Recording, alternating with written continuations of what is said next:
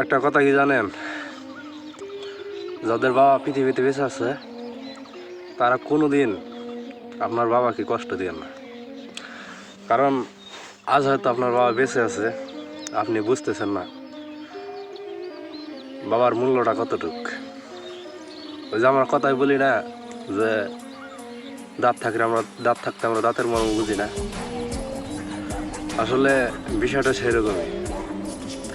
এখন হয়তো আপনার বাবা বেঁচে আছে, বাট যখন আপনার বাবা থাকবে না, যখন আপনার কাঁধে বাবার দায়িত্বটা এসে পড়বে, তখন ঠিকই বুঝবেন যে আসলে পৃথিবীতে বাবা বেঁচে থাকাটা আসলে কতটা গুরুত্বপূর্ণ। কারণ বাবা মারা যাওয়ার পর যদি সংসারের দায়িত্বটা আপনার কাঁধে এসে পড়ে, ঠিক তখন বুঝবেন যে আসলে পৃথিবীতে বাবা বেঁচে থাকাটা কতটা গুরুত্বপূর্ণ।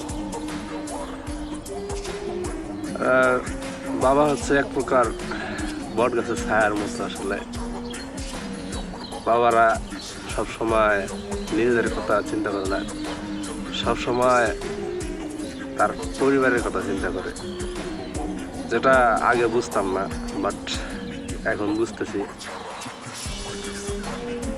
আমরা অনেক সময় বলে থাকি যে আমার বাবা আউটস্ট্যান্ডিং না। আসলে পৃথিবীতে না বাবার টাকা পয়সা বেশি একটা জরুরি না, শুধু বাবা বেঁচে থাকাটাই জরুরি।